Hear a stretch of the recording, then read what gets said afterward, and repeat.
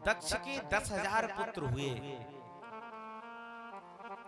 और दक्ष के जब 10,000 पुत्र हुए तो 10,000 पुत्र होते ही नारद जी ने सोचा अगर इन 10,000 पुत्रों ने विवाह कर लिया तो 10,000 इनकी पत्नियां होंगी, और 10,000 जब पत्नियां होंगी तो मान लो 20,000 पुत्र होंगे, और 20,000 जब पुत्र होंगे तो मान लीजिए 40,000 नाती होंगे, तो उनकी पत्नियां होंगी। देखते देखते लाखों में जनसंख्या हो जाएगी और ये संसार में अत्याचार फैलाएंगे, क्योंकि संसारिक इसलिए मैं इन 10,000 को संत बना दूंगा, इनको मैं महात्मा बना दूंगा, इसलिए इनकी एक लोक नहीं इनके 7-7 लोग सुधर जाएंगे।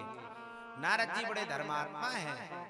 नारद जी जाते हैं और दक्ष के पुत्रों से कहते हैं, और दक्ष के पुत्रों आप कैसे हो?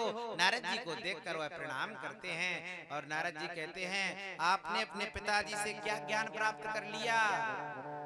वह दक्ष के पुत्र कहते हैं महाराज अभी तो कुछ नहीं सिखाया पिताजी ने। पिताजी कहते हैं अब तुम्हारी हम सगाई करा देंगे, अब हमारे घर में बहू आएगी फिर हमारे नाती होंगे।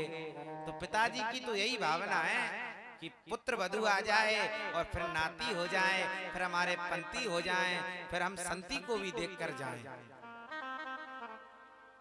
परंतु नारद जी ने कहा अच्छा मैं तुमसे कुछ प्रश्न पूछता हूँ, मेरे प्रश्नों का उत्तर दोगे? दक्ष के पुत्र कहते हैं हाँ महाराज पूछो। आज दक्ष के पुत्रों से नारद जी कहते हैं ऐसी कौन सी नदी है जो दोनों तरफ बहती है, जो पूरब को भी जा रही है और पश्चिम को भी जा रही है? ऐसी कोई नदी है जो पूरब को भी बह रही है और पश्चिम को भी बह रही है? दूसरा प्रश्न किया, बोले ऐसा कौन सा बिल है जिसमें एक बार कोई चला जाता है वापस लौटकर कभी नहीं आता?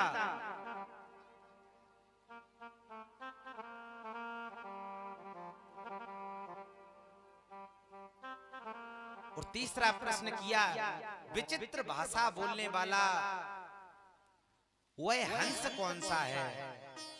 बड़े कठिन प्रश्न हैं जी, बड़े बड़े विद्वान लोग भी इस पे सोचते हैं कि ऐसी कौन सी नदी है जो दोनों तरफ चल रही है? बताइए कौन बताएगा इस प्रश्न? तो महाराज दक्ष के पुत्रों ने हाथ जोड़ लिए, नारद जी मैं नहीं जानता और आप कृपा करके बताओ। तो नारद जी बोले ऐसे नहीं, पहले कंठी लेनी पड़ेगी, पक्के गुरु के पक्के चेला बन जाओगे तब बताएंगे, ना तो नहीं बताएंगे हम। दक्ष के पुत्रों ने नारद जी से आज गुरु मंत्र लिया और आज नारद जी ने ब्रह्म दीक्षा दे दी। महाराज आज संत बना दिया उन्हें। और फिर बताते हैं, बोले जो दोनों तरफ बहने वाली नदी है, बंधुओं कृपया ध्यान से सुनिए, यह कथा हम सब लोगों के ऊपर निर्भर करती है। बोले दोनों तरफ जो नदी बह रही है उसका नाम माया है, जो उत्पन्न भी कर रही है और संसार में हम सब लोगों को दौड़ा रही है और अंततः गत्वा हमारा नाश भी कर रही है। माया रूपी जो नदी है, मैंने भी बताया था माया का अर्थ क्या है, जो है नहीं परंतु दिख रही है, वो दोनों तरफ चल रही है, इधर भी और उधर भी। बोले दूसरा प्रश्न किया था ऐसा कौन सा बिल है जिसमें एक बार जाता है फिर दोबारा निकल कर ही नहीं आता है? बोले वो मोक्ष रूपी बिल है, जिसमें एक बार जो पहुंच जाता है उस मोक्ष की प्राप्ति कर जाता है, वो व्यक्ति कभी भी मृत्यु लोक में नहीं आता है। बोले विचित्र भाषा बोलने वाला तीसरा प्रश्न था, वो हंस कौन सा है? बोले वो हंस है वेद रूपी। वेद की भाषा बड़ी विचित्र है, संसारिक लोग नहीं समझ सकते। तस्मात् वेद प्रमाणाया, तो वेदों की जटिल से जटिल प्रश्न हैं, सूत्र हैं, उनका अनुसरण करने के लिए हमें गुरु की चरण में जाना पड़ता है, तब अभ्यास करने से वो प्राप्त होता है।